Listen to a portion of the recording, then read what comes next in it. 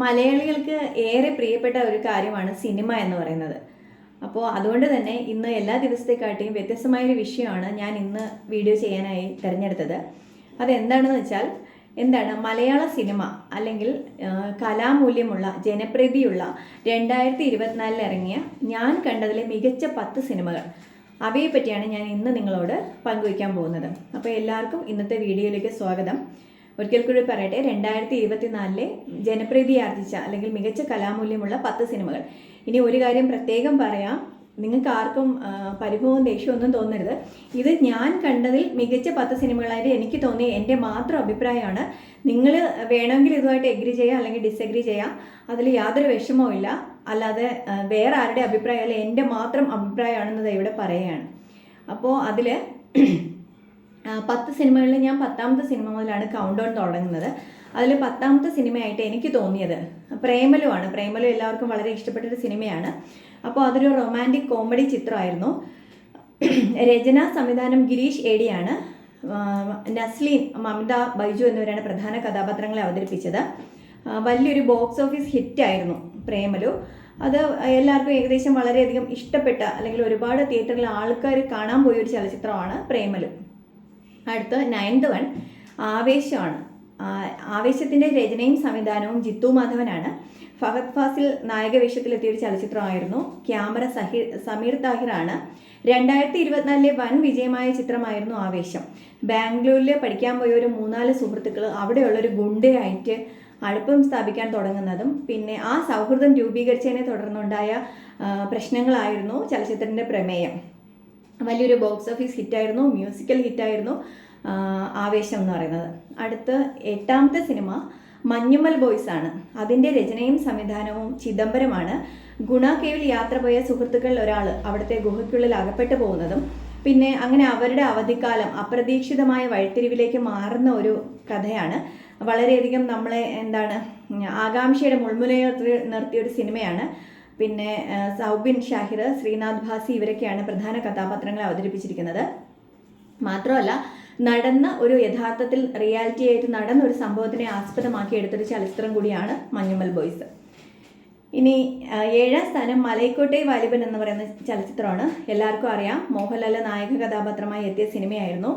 ലിജോ ജോസ് പെല്ലിശ്ശേരിയുടെ ഡയറക്ഷനിൽ ഇറങ്ങിയ സിനിമയാണ്. ഒരു അണ്ടർ റേറ്റഡ് മൂവിയാണ് എന്ന് വേണമെങ്കിൽ നമുക്ക് പറയാം. പിന്നെ ഇതിൻ്റെ തിരക്കഥ അണിയിച്ചൊരുക്കിയത് റഫീഖും ലിജോ ജോസ് പെല്ലിശ്ശേരിയും ചേർന്നാണ്. ക്യാമറ മധു നീലകണ്ഠനായിരുന്നു. ഒരുപാട് വിമർശനങ്ങൾ നേരിട്ട ഒരു സിനിമയാണ് മലൈക്കോട്ടെ വാലിബൻ.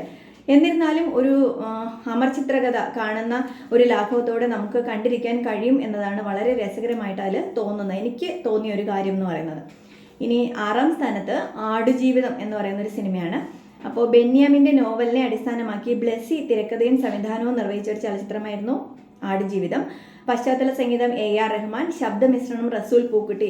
രണ്ടുപേരും ഓസ്കാർ വിന്നിങ് പേഴ്സൺസ് ആണ്. അപ്പോൾ അങ്ങനെ ഒരു ഇമ്പോർട്ടൻസും ആ ചലച്ചിത്രത്തിന് ഉണ്ടായിരുന്നു. പൃഥ്വിരാജാണ് പ്രധാന കഥാപാത്രത്തെ അവതരിപ്പിച്ചിരിക്കുന്നത്. ഗൾഫിൽ വലിയ ജോലി സ്വപ്നം കണ്ടുപോയ നജീബ് എന്നൊരു കഥാപാത്രം അവിടെ മരുഭൂമിയിലുള്ള ഒരു ആട് വളർത്തൽ കേന്ദ്രത്തിൽ 3 വർഷത്തിലധികം അവിടെ അടിമപ്പണി ചെയ്യേണ്ടി വന്നതും അവിടെ നിന്ന് അയാൾ എങ്ങനെയാണ് രക്ഷപ്പെട്ട് തിരിച്ചു വന്നതെന്നുള്ള ഒരു രസകരമായ കഥയാണ് ആടുജീവിതം പറയുന്നത്. മാത്രമല്ല 2009 കേന്ദ്ര സാഹിത്യ അക്കാദമി അവാർഡ് നേടിയ ഏറ്റവും നല്ല നോവലായിരുന്നു ബെന്യാമിൻ്റെ ആടുജീവിതം. അതിനെ ആധാരമാക്കിയാണ് ഇങ്ങനൊരു ചലച്ചിത്രം വന്നിട്ടുള്ളത്. ഇനി 5ാം സ്ഥാനത്ത് സൂക്ഷ്മദർശിനിയാണ്. സംവിധാനം MC ജിതിനായിരുന്നു. തിരക്കഥ ലിബിൻ TB, അതുൽ രാമചന്ദ്രൻ എന്നിവർ ചേർന്നാണ് നിർവഹിച്ചിരിക്കുന്നത്. ബേസിൽ ജോസഫ്, നസ്രിയ എന്നിവർ പ്രധാന കഥാപാത്രങ്ങളിൽ എത്തിയ ഒരു കോമഡി മിസ്റ്ററി ത്രില്ലറായിരുന്നു സൂക്ഷ്മദർശിനി. മാത്രമല്ല ഇതിൻ്റെ ക്യാമറ ശരൺ വേലായുധനാണ്. അടുത്ത 4ാം സ്ഥാനത്ത് ഭ്രമയുഗം എന്ന ചലച്ചിത്രമാണ്. അത് മമ്മൂട്ടി പ്രധാന കഥാപാത്രമായിട്ടും സിദ്ധാർത്ഥ ഭരതൻ അതുപോലൊരു ഇമ്പോർട്ടൻറ്റ് ക്യാരക്ടർ ചെയ്ത് അഭിനയിച്ചിരിക്കുന്ന ഒരു മൂവിയാണ്. രചനയും സംവിധാനവും രചന രാഹുൽ സദാശിവൻ, സംവിധാനം രാഹുൽ സദാശിവൻ, രചന രാഹുൽ സദാശിവനും TD രാമകൃഷ്ണൻ, നോവലിസ്റ്റ് TD രാമകൃഷ്ണനും ചേർന്നാണ് തിരക്കഥ ഒരുക്കിയിരിക്കുന്നത്. നല്ലൊരു ഹൊറർ ത്രില്ലറാണ് വേണമെങ്കിൽ നമുക്ക് പറയാം. ഇനി അതിൻ്റെ ഒരു ത്രെഡ് എന്ന് പറഞ്ഞാൽ മനുഷ്യൻ്റെ അധികാരത്തിൻ്റെയും പകയുടെയും എന്താണ് കഥ, അല്ലെങ്കിൽ മനുഷ്യന് പവർ വന്നാൽ അത് എങ്ങനെയാണ് എന്നുള്ളതൊരു വളരെ മനോഹരമായി പറഞ്ഞിരിക്കുന്ന ഒരു ചലച്ചിത്രമാണ് ബ്രഹ്മയുഗം. ഇനി ഞാൻ കൊടുത്തത് 3-ാം സ്ഥാനം കിഷ്കിന്ധാകാന്ഡത്തിനാണ്. സംവിധാനം ദിൻജിത്ത് അയ്യത്താനാണ്. രചന ബാഹുൽ രമേശൻ. പ്രധാന കഥാപാത്രങ്ങൾ ആസിഫ് അലി, വിജയരാഘവൻ, അപർണ ബാലമുരളി എന്നിവയാണ് പ്രധാന കഥാപാത്രങ്ങളെ അവതരിപ്പിച്ചിരിക്കുന്നത്. ഇതൊരു മിസ്റ്ററി ചിത്രമാണ്. കാടിനടുത്തുള്ള ഒരു വീട്ടിൽ സംഭവിക്കുന്ന കുറച്ച് ദുരൂഹതകൾ നിറഞ്ഞ വളരെ നല്ല നല്ല മുഹൂർത്തങ്ങളിലൂടെയാണ് ചലച്ചിത്രം മുന്നോട്ട് പോകുന്നത്. അതാണ് കിഷ്കിന്ധാകാന്ഡത്തിൻ്റെ പ്രമേയം. ഇനി 2-ാം സ്ഥാനത്ത് ഉള്ളൊഴുക്ക് എന്ന് പറയുന്ന ഒരു ചലച്ചിത്രമാണ്. ക്രിസ്റ്റോ ടോമി രചനയും സംവിധാനവും നിർവഹിച്ച് പ്രധാന കഥാപാത്രങ്ങളായി പാർവതി തിരുവോത്തും ഉർവശിയും അർജുൻ രാധാകൃഷ്ണനും എത്തിയ ഒരു ചലച്ചിത്രമാണ്. എനിക്ക് വളരെയധികം എന്നെ ടച്ച് ചെയ്തൊരു സിനിമയാണ് ഉള്ളൊഴുക്കെന്ന് ഞാൻ പറയും. കാരണം മനുഷ്യൻ പലപ്പോഴും പുറമേ വളരെ ശാന്തമായും അല്ലെങ്കിൽ ഉള്ളിൽ ഭയങ്കര കടൽ പോലെ വേലിയേറ്റങ്ങളാണ് മനുഷ്യൻ്റെ മനസ്സിലുണ്ടാവുക. അപ്പോൾ ശരിതെറ്റുകൾക്കിടയിലെ ദൂരം അല്ലെങ്കിൽ ഈ ഒരു അന്തരം എത്ര ചെറുതാണെന്ന് നമുക്ക് മനസ്സിലാക്കി തരുന്നൊരു മൂവിയാണ് ഉള്ളൊഴുക്ക് എന്ന് പറയുന്നത്. ഫസ്റ്റ് സ്റ്റാർട്ട് തൊട്ട് എൻഡ് വരെ നമ്മൾ എന്താ കഥ എങ്ങോട്ടാണ് പോകുന്നതെന്ന് അറിയാൻ ഞാൻ വളരെ പ്രതീക്ഷയോടെ കാത്തിരുന്ന ഒരു ചിത്രം തന്നെയായിരുന്നു ഉള്ളൊഴുക്ക്. ഇനി 1-ാം സ്ഥാനത്തേക്ക് എനിക്ക് തോന്നിയത് ആട്ടം എന്ന് പറയുന്ന ഒരു ചലച്ചിത്രമാണ്. അതൊരു ഡ്രാമ ത്രില്ലറാണ്. രചനയും സംവിധാനവും ആനന്ദ് ഏകർഷിയാണ് നിർവഹിച്ചിരിക്കുന്നത്.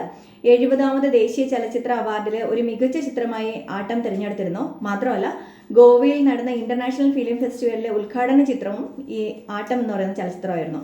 ഇനി പ്രധാന കഥാപാത്രങ്ങൾ വിനയ് ഫോർട്ട്, സറിൻ ഷിഹാബ്, കലാഭവൻ ഷാജോൺ എന്നിവരാണ് നിർവഹിച്ചിരിക്കുന്നത്. അപ്പോൾ ഒരുപാട് ചലച്ചിത്രങ്ങൾ 2024 ഇറങ്ങി. അതിൽ വളരെ നോട്ടബിളായിട്ട് തോന്നിയ 10 ചിത്രങ്ങൾ എടുത്തപ്പോൾ വളരെ ബുദ്ധിമുട്ടുള്ളൊരു കാര്യം തന്നെയായിരുന്നു. പക്ഷേ എനിക്കിഷ്ടപ്പെട്ട 10 ചലച്ചിത്രങ്ങൾ ഇവയാണ്. അപ്പോൾ ഇത്രയാണ് ഞാൻ ഇന്ന് നിങ്ങളോട് പങ്കുവയ്ക്കണമെന്ന് വിചാരിച്ച വിശേഷങ്ങൾ, സിനിമയുടെ വിശേഷങ്ങൾ. അപ്പോൾ എല്ലാവർക്കും ഇന്നത്തെ വീഡിയോ ഇഷ്ടമായെന്ന് കരുതുന്നു. ഇഷ്ടപ്പെട്ടെങ്കിൽ ലൈക്ക് ചെയ്യുക, ഷെയർ ചെയ്യുക, സബ്സ്ക്രൈബ് ചെയ്യുക. ഈ ഒരു വീഡിയോ ആദ്യമായിട്ടാണ് കാണുന്നതെങ്കിൽ എൻ്റെ ചാനൽ ഒന്ന് സബ്സ്ക്രൈബ് ചെയ്യുക. അതിൻ്റെ അടുത്തുള്ള ബെൽ ബട്ടൺ കൂടി എനേബിൾ ചെയ്യുക. ഇനിയും ഇതുപോലുള്ള വിഷയങ്ങളുമായിട്ടുള്ള വീഡിയോസ് നിങ്ങളുടെ നോട്ടിഫിക്കേഷൻസ് നിങ്ങൾക്ക് കിട്ടുന്നതിന് വേണ്ടിയാണ്. അപ്പോൾ എല്ലാവർക്കും ഇന്നത്തെ വീഡിയോ ഇഷ്ടമായെന്ന് കരുതുന്നു. എല്ലാവർക്കും വളരെ നല്ലൊരു ദിവസം ആശംസിക്കുന്നു. നന്ദി.